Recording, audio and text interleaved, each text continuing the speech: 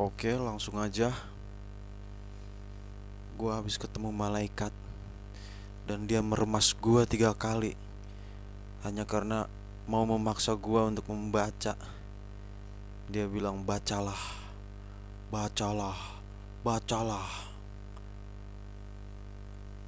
Maka gua jadi mahir mendongeng, ngoceh atau storytelling.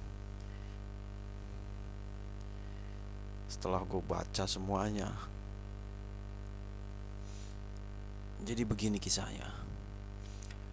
Semua harian gua yang penuh dengan dongeng, dan kini lo hanya membaca buku kebohongan dari sang pembohong. Dan gue juga hanya pengarang yang tentunya dengan tujuan-tujuan kemenangan. Demi apapun, pastinya demi memenangkan peperangan.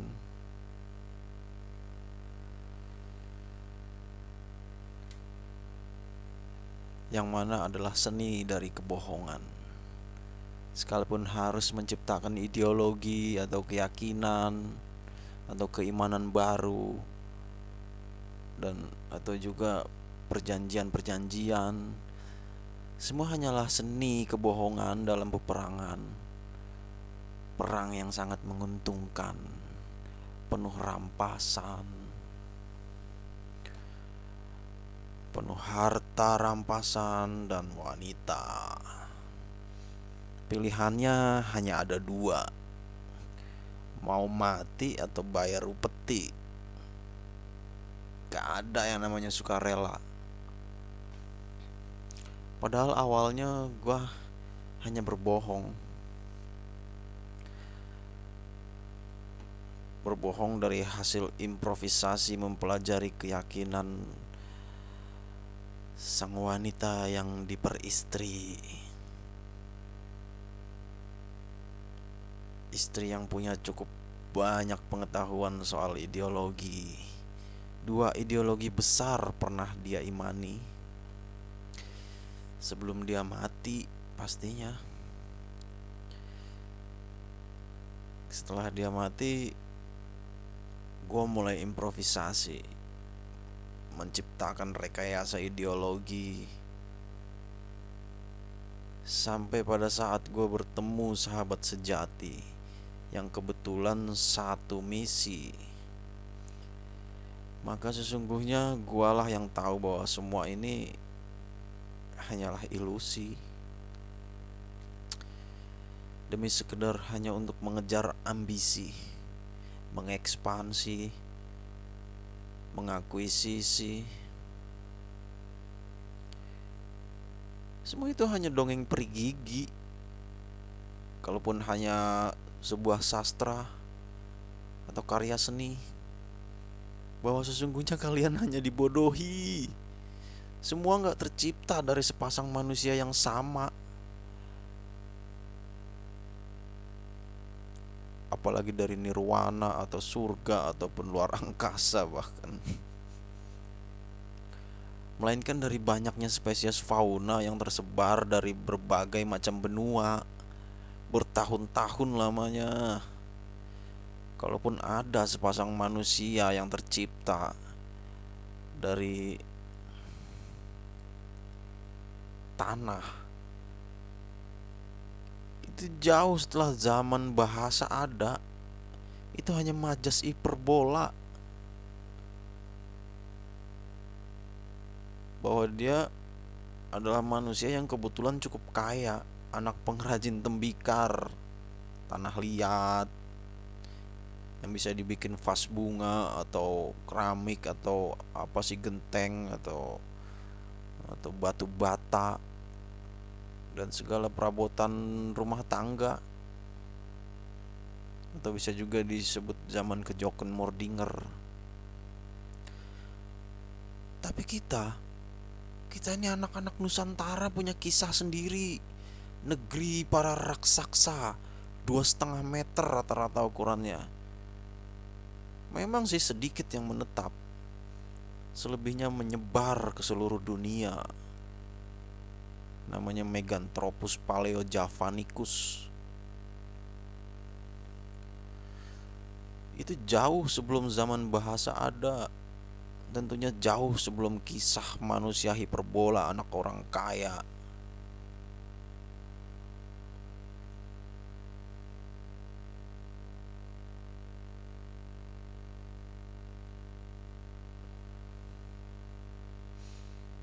Bangsa ini tuh butuh lebih dari sekedar suara, butuh sesuatu yang lebih nyata, real adanya.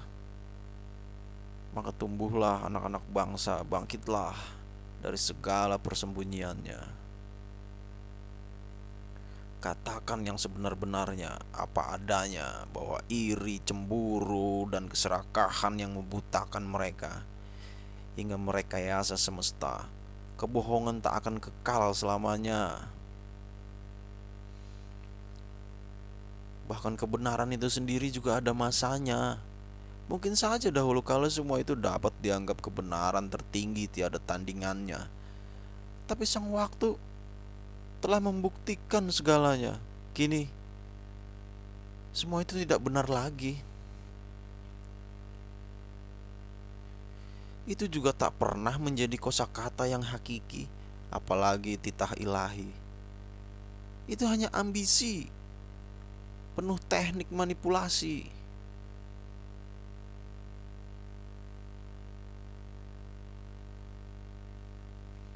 Planet bumi ini tidak pernah melebihi atau bahkan setara dengan umur semesta, bahkan tidak melebihi tua dari umur tetangga-tetangganya, apalagi pernah bersatu dengan langit lalu dipisahkan dari langit yang sebenarnya tidak ada. Bumi tidak pernah dihamparkan dan gunung bukan diletakkan, apalagi hanya untuk meniadakan guncangan. Semua itu hanya kebohongan untuk memikat kebodohan. Pada zamannya, di mana dongeng ini tercipta di zona yang belum ada atau jarang gempa, bukan di Jepang sana pastinya. Dan semua gunung tercipta dari gerakan lempeng tektonik. Tanah kita nih gerak terus.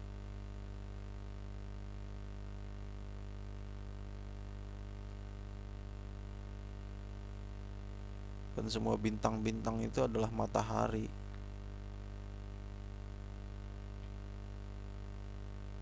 Dan mataharimu itu tak pernah terbenam. Dan sebenarnya pendahulumu itu juga memujanya lebih dari memuja bintang dan rembulan, karena lebih besar, lebih akbar. Pada zamannya dianggap seperti itu. Memang akan ada masanya matahari terbenam, tapi tidak akan pernah terbit lagi, berganti matahari yang lain pada galaksi lain dan kehidupan yang lain. Tapi poinnya adalah dongeng peri gigi bukan kebenaran hakiki, apalagi sabda ilahi. Dan bangsa ini tuh butuh yang lebih murni, bukan sekedar membatalkan ideologi yang ngeri. Tapi gue sebenarnya juga paham mental rakyat tidak mudah untuk mengerti, sebab rasa takut yang terus menghantui. Efeknya ya mudah dibodohi. Walau pada akhirnya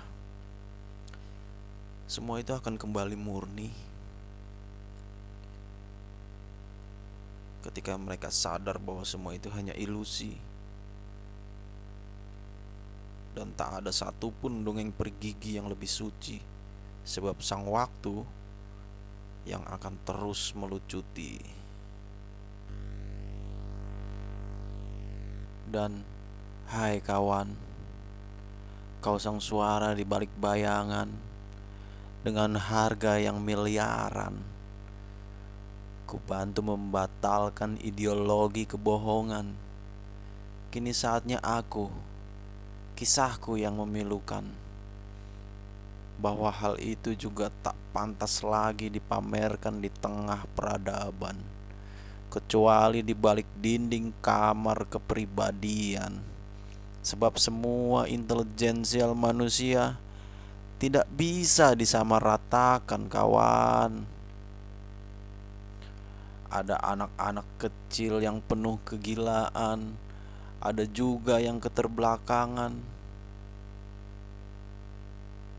Peradaban, itulah kehidupan.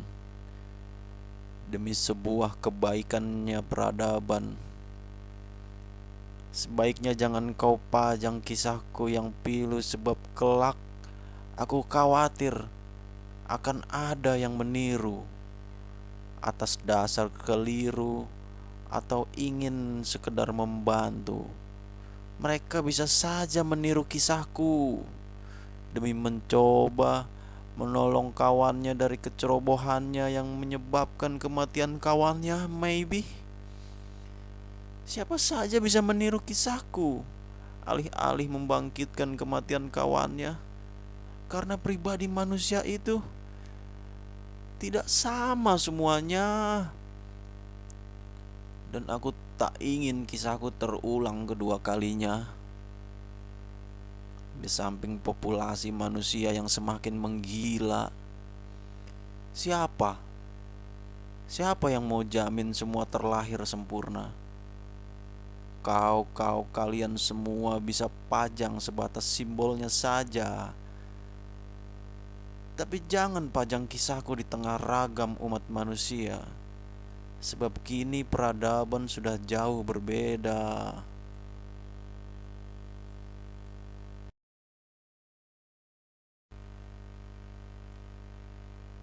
Dan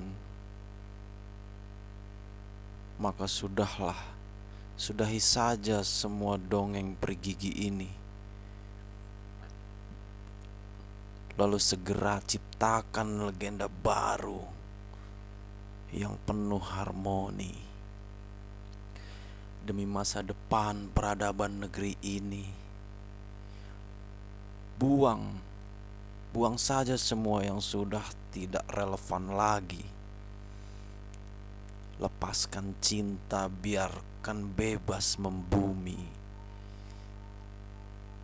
Jangan nodai negeri dengan kompas moral yang sudah basi. Jangan wariskan anak-anak negeri dengan segala macam ideologi yang penuh manipulasi. Karena sesungguhnya, jikapun ada utusan ilahi, maka itu pasti harus dari negeri sendiri, bukan dari mana-mana, apalagi dari seberang sana, dengan bahasa yang berbeda.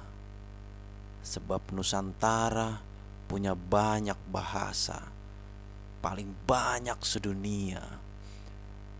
Bila memang ada orang dalam dari surga, maka disinilah yang paling banyak jumlahnya. Sebab utusan akan selalu menggunakan bahasa yang mudah dimengerti umatnya, bahasa daerahnya. Tunjukkanlah pada dunia, ini negara yang sudah gak ada rasa takutnya. Kalian semua boleh saja kemana-mana, tapi bukan karena semata-mata hanya ingin memenuhi panggilan Tuhannya. Seolah-olah seperti di sini tak ada Tuhan saja. Sucikan tanah Nusantara, bukan yang lainnya. Sucikanlah tanah Nusantara, bukan yang lainnya. Sucikanlah tanah Nusantara, bukan yang lainnya. Kini aku panggil para pemberani dari timur untuk bangkit dan terus menggempur.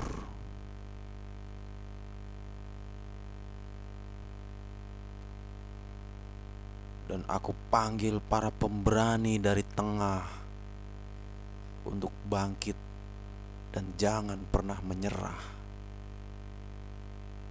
Aku panggil semua para anak bangsa yang gak ada rasa takutnya. Dan jiwa-jiwa para leluhur akan terus memberkati selama-lamanya. Tanpa raga, mereka lebih leluasa, selalu mengikuti perkembangan negerinya,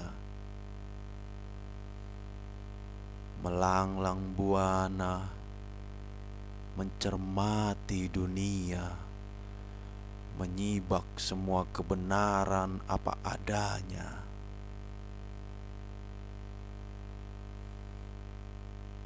Ketahuilah, tak ada lagi pembodohan di sana.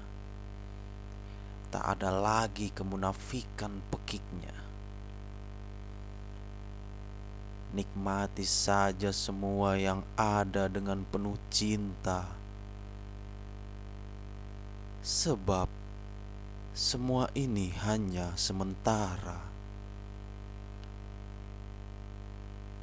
Dan janganlah dibutakan oleh angkara murka. Selama kalian semua masih punya raga, dan itu adalah pertanda di atas pentas berbagi cinta. Cinta yang seluas-luasnya. Sebatas konspirasi para malaikat, padahal propaganda para orang-orang suci yang menciptakan ideologi.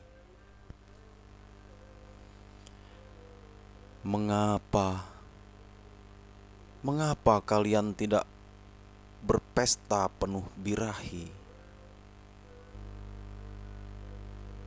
Padahal ini negeri yang penuh dengan melodi. Ini negeri surganya para penari.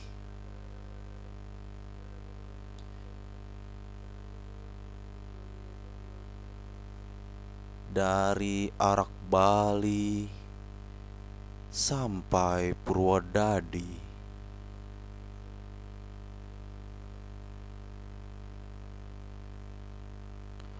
Dan inilah negeri yang punya alasan membuat mereka iri hati, hingga berbondong datang berdagang, lalu mengebiri.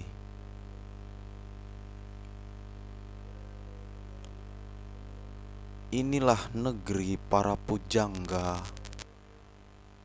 indah moleknya karya sastra yang selalu berhasil memikat dunia.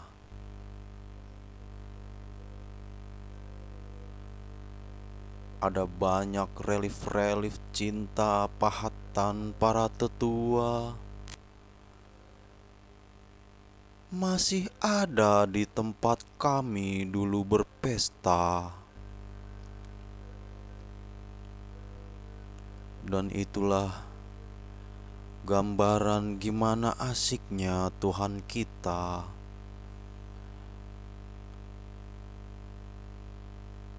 yang selalu penuh cinta, pelipur lara, tak pernah ada cemburu buta. Kami kembali dengan bahagia, tanpa tumpah darah sanak saudara.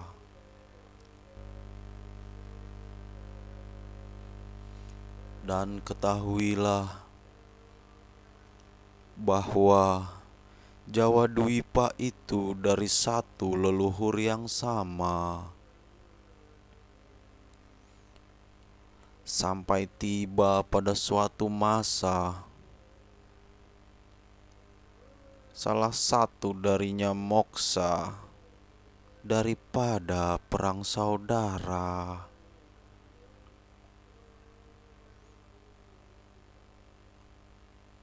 Oleh sebab pelancong membawa Tuhan yang gila, maka kuserahkan saja Jawa Dwipa pada saudara yang sudah gila. Mereka menggilai Tuhan yang muda, dan aku lebih pilih moksa di Pulau Dewata.